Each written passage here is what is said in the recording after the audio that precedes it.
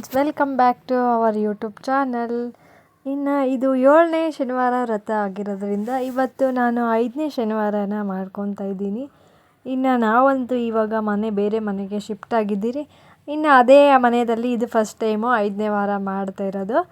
ಇನ್ನು ನಾನಿಲ್ಲಿ ನೈಟೆಲ್ಲ ನಾನು ಈ ಹಸಿಟ್ಟೆಲ್ಲ ಮಾಡಿ ಇಟ್ಕೊಂಡಿದ್ದೆ, ಅಕ್ಕಿ ಎಲ್ಲ ನೆನೆಸಾಕ್ಬಿಟ್ಟು. ಇನ್ನು ಬೆಳಗ್ಗೆನೇ ಎದ್ದು ದೀಪ ಎಲ್ಲ ಮಾಡಿ ಇಟ್ಕೊಂಡು ಈ ಥರ ಅರಿಶಿನ ಕುಂಕುಮ ಎಲ್ಲ ಇಟ್ಟು ಇನ್ನು ಪೂಜೆಗೆ ರೆಡಿ ಮಾಡ್ಕೊತಾ ಇದ್ದೀನಿ. ಪೂಜೆಗೆಲ್ಲ ರೆಡಿ ಮಾಡಿ ಇಟ್ಕೊಂಡಿದ್ದಾಯಿತು. ಇನ್ನು ದೇವ್ರ ಫೋಟೋಗೆ ನಾನು ಎಲ್ಲ ತಗೊಂಡು ಬಂದು ಇಲ್ಲಿ ಕ್ಲೀನ್ ಮಾಡಿ ಅದಕ್ಕೆ ಅರಿಶಿನ ಕುಂಕುಮ ಎಲ್ಲ ಇಟ್ಟು, ಇನ್ನು ನಮ್ಮನೆ ಹತ್ರನೇ ಒಂದು ಬಾಳೆ ಗಿಡ ಇರೋದ್ರಿಂದ ಅದರಲ್ಲಿ ಫುಲ್ಲು ಚೆನ್ನಾಗಿರೋದೊಂದು ಬಾಳೆ ಎಲೆನ ತಗೊಂಬಂದು ಇವತ್ತು ಅದ್ರ ಮೇಲೆ ಪೂಜೆ ಮಾಡೋಣ ಅಂತೇಳಿ ಇನ್ನು ಅದ್ರ ಮೇಲೆ ಅಕ್ಕಿ ಎಲ್ಲ ಹಾಕಿ ಇನ್ನು ಪೂಜೆಗೆ ಬೇಕಾಗಿರೋ ಐಟಮ್ಸ್ ಎಲ್ಲ ನಾನು ಫಸ್ಟೇ ತಗೊಂಡು ಬಂದು ಇಲ್ಲಿ ಸೈಡಲ್ಲಿ ಇಟ್ಕೊಂಡಿರ್ತೀನಿ. ಇನ್ನು ಮೊದಲೇ ನಾನು ಕಟ್ಟಿ ಇಟ್ಕೊಂಡಿರೋ ಮುಡುಪು ಅದನ್ನೆಲ್ಲ ದೇವ್ರ ಮುಂದೆ ಫಸ್ಟಾಗಿ ನಾನು ಜೋಡಿಸ್ಕೊತೀನಿ. ಇವತ್ತು ತುಳಸಿ ಎಲೆ ಜಾಸ್ತಿ ಸಿಕ್ಕಿಲ್ಲ, ಇನ್ನು ಸಿಕ್ಕಿದ್ದೇ ಸ್ವಲ್ಪ, ಅದರಲ್ಲೇ ನಾನು ಇನ್ನು ದೇವ್ರ ಫೋಟೋಗೆ ಅಂತ ಅದನ್ನು ದಾರದಲ್ಲಿ ಸುತ್ತಿ ದೇವ್ರ ಫೋಟೋಗೆ ಅಂತ ಇಡ್ತಾಯಿದ್ದೀನಿ. ಇನ್ನು ಹೂವು ಕೂಡ ಅಷ್ಟೇ ನಮ್ಮ ಗಿಡಗಳಲ್ಲಿ ಸಿಕ್ಕಿರೋ ಹೂವನ್ನೇ ತೊಗೊಂಡು ಬಂದು ಕಟ್ಟಿ ಅದನ್ನು ಪೂಜೆಗೆ ಬಳಸ್ಕೊತಾ ಇದ್ದೀನಿ. ಇನ್ನು ಫಸ್ಟೇ ಅಕ್ಷತೆ ಕಾಳು ಅದೆಲ್ಲ ರೆಡಿ ಮಾಡಿ ಇಟ್ಕೊಂಡಿರ್ತೀನಲ್ಲ, ಇನ್ನು ಫಸ್ಟೇ ಅದನ್ನೆಲ್ಲ ತಗೊಂಡು ಬಂದು ಪೂಜೆ ಮಾಡೋ ಟೈಮಲ್ಲಿ ನಾನು ಇಲ್ಲೇ ಸೈಡಲ್ಲಿ ಇಟ್ಕೊಂಡ್ಬಿಡ್ತೀನಿ ಎಲ್ಲ ನಾನು.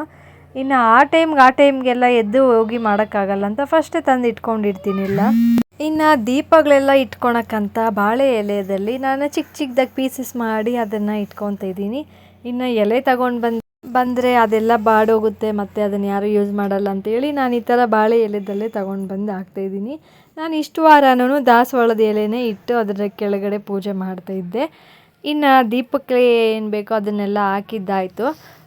ಇನ್ನು ಅದಕ್ಕೆ ಆ ಎಣ್ಣೆನೋ ಮತ್ತು ಬತ್ತಿ ಹಾಕ್ಕೊತಾ ಇದ್ದೀನಿ. ಇದನ್ನೆಲ್ಲ ನಾನು ಫಸ್ಟೇ ರೆಡಿ ಮಾಡಿ ಇಟ್ಕೊಂಡಿರ್ತೀನಿ ಒಂದಿನ ಮುಂಚೆನೇ, ನೈಟ್ ಏನು ಬೇಕೆಲ್ಲ ನಾನು. ಅದಾದಮೇಲೆ ಬೆಳಗ್ಗೆನೇ ನಾನು ಎದ್ದು ಸ್ನಾನ ಎಲ್ಲ ಮುಗಿಸಿ ಬೆಳಗ್ಗೆ ಟಿಫನ್ ಎಲ್ಲ ಮಾಡಿಟ್ಟು ಆಮೇಲೆ ನಾನು ಪೂಜೆ ಮಾಡೋಕ್ಕೆ ಕೂತ್ಕೊತೀನಿ. ಇವಾಗಲೇ ನಾನು ಈ ಪೂಜೆನ ಸ್ಟಾರ್ಟ್ ಮಾಡಿ, ಪೂಜೆ ಅಂದರೆ ಈ ವ್ರತನ ಸ್ಟಾರ್ಟ್ ಮಾಡಿ 5 ವಾರ ಕಂಪ್ಲೀಟ್ ಆಗ್ತಾಯಿದೆ. ಬಟ್ ನನಗೆ ನಿನ್ನೆನೋ ಮೊನ್ನೆನೋ ಸ್ಟಾರ್ಟ್ ಮಾಡಿದ್ದೀನಿ ಅನ್ನೋ ಥರನೇ ಅನ್ನಿಸ್ತಾ ಇದೆ. ಇನ್ನೂ 3 ವಾರ ಬಾಕಿ ಇದೆ. 3 ವಾರ ಅಂದರೆ 2 ವಾರ 7 ಶನಿವಾರ ವ್ರತದಲ್ಲಿ, ಇನ್ನು ಒಂದು ಮಿಕ್ಕಿದ್ದು ದೇವ್ರಿಗೆ ಒಡ್ಡಿಗೆ ಅಂತ ಮಾಡ್ಕೊತೀನಿ. ಎಲ್ಲರೂ ಅಷ್ಟೇ 7 ಶನಿವಾರ ವ್ರತ ಮಾಡಬೇಕಂದ್ರೆ 8 ವಾರ ಪಕ್ಕ ಮಾಡೇ ಮಾಡ್ತಾರೆ. ಮಾಡಿಲ್ಲಂದ್ರೂ ಪರವಾಗಿಲ್ಲ, ಏನು ತಪ್ಪೇನಿಲ್ಲ. ನಾನಂತೂ ದೇವ್ರಿಗೆ ಒಡ್ಡಿಗೆ ಅಂತ ಹೇಳಿ ಇನ್ನು 1 ವಾರ ಎಕ್ಸ್ಟ್ರಾ ಮಾಡ್ಕೊತಾ ಇದ್ದೀನಿ. ಇನ್ನು ಲಾಸ್ಟ್ ವಾರದಲ್ಲಿ ಮಾತ್ರ ಸ್ವಲ್ಪ ಗ್ರ್ಯಾಂಡಾಗಿ ಚೆನ್ನಾಗಿ ಮಾಡೋಣ ಅಂತೇಳಿ ಪ್ಲ್ಯಾನ್ ಮಾಡ್ಕೊತಾ ಇದ್ದೀನಿ. ಇನ್ನು ನಮ್ಮ ಮನೆಯವರು ಯಾವ ಥರ ಡಿಸೈಡ್ ಮಾಡ್ತಾರೋ ಆ ಥರ ಕಂಪ್ಲೀಟ್ ಮಾಡ್ಕೊಳ್ಳೋಣ ಈ ವ್ರತನ ಅಂತ ಅಂದ್ಕೊಂಡಿದ್ದೀನಿ. ಇನ್ನು ದೇವ್ರಿಗೆ ನಾನಿಲ್ಲಿ ದೀಪ ಹಚ್ಚಬೇಕಾದ್ರೆ ಬೆಂಕಿಪಟ್ಟಣ ಅದೆಲ್ಲ ತಗೊಂಡು ಬಂದು ಹಚ್ಚಲ್ಲ, ಊದು ಕಡ್ಡಿನ ಹಚ್ಕೊಂಡು ಬಂದು ಅದಾದಮೇಲೆ ನಾನು ಅದರಲ್ಲಿ ಎಲ್ಲ ದೀಪಗಳನ್ನೂ ಹಚ್ಕೊತೀನಿ. ಇನ್ನು ಫಸ್ಟು ನಾನು ಮನಸಲ್ಲೇ ಮಂತ್ರ ಎಲ್ಲ ಹೇಳಿ, ಮಂತ್ರ ಅಂದರೆ ಮಂತ್ರ ಹೇಳಲ್ಲ, ದೇವ್ರ ನಾಮನ ಸ್ವಲ್ಪ ಹೊತ್ತು ಸ್ಮರಣೆ ಮಾಡಿ ಆಮೇಲೆ ದೇವರಿಗೆ ಅಕ್ಷತೆ ಕಾಳೆಲ್ಲ ಹಾಕಿ ಅದಾದಮೇಲೆ ನಾನು ಪೂಜೆಗೆಲ್ಲ ಸ್ಟಾರ್ಟ್ ಮಾಡ್ಕೊತೀನಿ. ಇನ್ನು ಫಸ್ಟು ಪೂಜೆ ಸ್ಟಾರ್ಟ್ ಮಾಡಿದ ತಕ್ಷಣ ಈ ಥರ 3 ಸರಿ ಕೈಯಲ್ಲಿ ನೀರು ಹಾಕ್ಕೊಂಡು ಕುಡಿಬೇಕು. ಅದಾದಮೇಲೆ ನಾನು ಅಕ್ಷತೆ ಕಾಳು ಮಾಡಿ ಇಟ್ಕೊಂಡಿರ್ತೀನಲ್ಲ ಅದನ್ನು ಸ್ವಲ್ಪ ಹೊತ್ತು ಮೂಗತ್ರ ಇಟ್ಕೊಂಡು ಅದಾದಮೇಲೆ ತಲೆಯಿಂದ ಕೆಳಗಡೆ ಹಾಕ್ಕೊಬೇಕು. ಇನ್ನು ಅದಾದಮೇಲೆ ನಾನಿಲ್ಲಿ ದೇವರಿಗೆ ಕಡ್ಡಿ ಹಂಚಿ ನೆಕ್ಸ್ಟು ನಾನು ಈ ಥರ ಎಲ್ಲ ಪೂಜೆ ಎಲ್ಲ ಮುಗಿಸ್ಕೊತೀನಿ.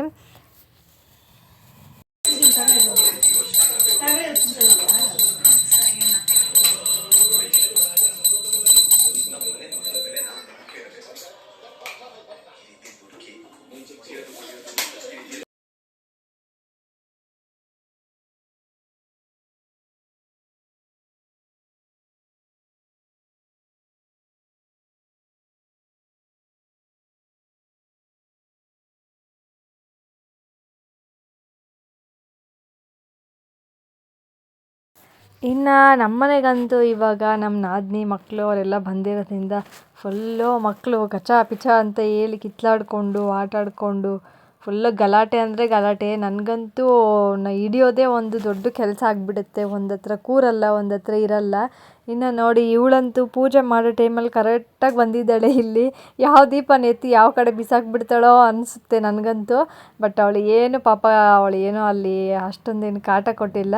ಬಂದು ಸೈಲೆಂಟಾಗಿ ಬಂದು ನಾನು ಮಾಡ್ತಾಯಿದ್ದಿದ್ದು ನೋಡಿ ಅವಳು ಆ ಥರ ಮಾಡಬೇಕಂತೇಳಿ ನಿಂತ್ಕೊಂಡಿದ್ಲು. ಇನ್ನು ನಾನು ಕೈಯಲ್ಲಿ ಅಕ್ಷತೆ ಕಾಳು ಕೊಟ್ಟರೆ ಮತ್ತು ಹಾಕಕ್ಕೆ ಬರುತ್ತೆ ಇಲ್ಲ ಅಂತ ಹೇಳಿ ಕೊಟ್ಟರೆ ಅವಳು ಆರಾಮಾಗಿ ದೇವ್ರ ಫೋಟೋ ಹತ್ರ ನಾನು ಯಾವ ಥರ ಹಾಕ್ತೀನೋ ಆ ಥರ ಹೋಗಿ ಹಾಕ್ಕೊತ ಇದ್ದಾಳೆ. ಇನ್ನು ನಾನು ಏನು ಮಾಡ್ತಾಯಿರ್ತೀನೋ ಅದನ್ನು ಬಂದು ಏನಾದರೂ ಒಂದು ಮಾಡ್ತಾಳೆ ಇವಳು ಯಾವಾಗ್ಲೂ ಅಷ್ಟೇ. ಇನ್ನು ಇವಳಿಗಂತೂ 2 ಡೇಸ್ ಬ್ಯಾಕ್ ವ್ಯಾಕ್ಸಿನ್ ಬೇರೆ ಹಾಕ್ಸಿತ್ತು. ವ್ಯಾಕ್ಸಿನ್ ಹಾಕ್ಸಿದಾದ್ಮೇಲೆ ತುಂಬಾ ಅಳ್ತಾಯಿದ್ಲು. ಇನ್ನು ಎಷ್ಟು ಕಂಟ್ರೋಲ್ ಮಾಡಿದ್ರೂ ಅವಳು ಅಳೋದು ಮಾತ್ರ ನಿಲ್ಲಿಸ್ತಾನೆ ಇರಲಿಲ್ಲ. ಹತ್ತು ಪಾಪ ಇವಾಗ ಹಂಗೆ ಫ್ರೀಯಾಗಿ ಓಡಾಡ್ತಾ ಇದ್ದಾಳೆ. ಅವಳ ಕಾಲು ಕೂಡ ಅಷ್ಟೇ ಫುಲ್ಲು ಗಡ್ಡೆ ಕಟ್ಕೊಂಡ್ಬಿಟ್ಟಿದೆ, ನಡಿಯೋಕ್ಕೂ ಆಗ್ತಾಯಿಲ್ಲ. ನೋಡಿ ಇಲ್ಲಿ ನಾನು ಅಕ್ಷತೆ ಕಾಳನ್ನ ಮಾಡಿ ಇಟ್ಟಿದ್ರೆ ನಾನು ಯಾವ ಥರ ಹಾಕಿ ಪೂಜೆ ಮಾಡ್ತಾಯಿದ್ನೋ ಆ ಥರ ಹೋಗಿ ಫೋಟೋ ಮೇಲೇ ಹಾಕ್ತಾಯಿದ್ದಾಳೆ ಬಂದು ಅವಳು. ಸಾಕು ಬಿಡಮ್ಮ,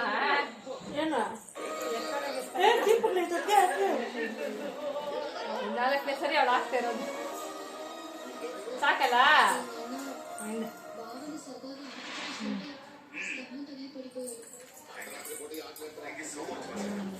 ಸಾಕು ಬಿಡಮ್ಮ, ಜಾಸ್ತಿ ಆಗ್ಬಾರ್ದು, ಸಾಕು. ತೀರ್ಥ ಕುಡಿ ಬನ್ನಿ ಅಪ್ಪೋ, ಇಂದ ತೀರ್ಥ ಚೆನ್ನಾಯ್ತಾ? ಇನ್ನು ನಾನಂತೂ ಈ 5ನೇ ವಾರನ ಫುಲ್ಲು ಕಂಪ್ಲೀಟ್ ಮಾಡ್ಕೊಂಡಿದ್ದೀನಿ. ಇನ್ನು ನಾನು ಅಂದ್ಕೊಂಡಿದ್ದು ಈಡೇರಿಲ್ವ ಅಂತೇಳಿ ನಾನು ನೆಕ್ಸ್ಟ್ ವಿಡಿಯೋಲ್ಲಿ ಹೇಳ್ತೀನಿ. ಇನ್ನು ನಾನು ನಂಬಿರೋ ದೇವರು ಕೈ ಬಿಡಲ್ಲ ಅಂತೇಳಿ ನಂಬಿಕೆಯಿಂದ ಈ ಪೂಜೆನ ಮಾಡಿದ್ದೀನಿ.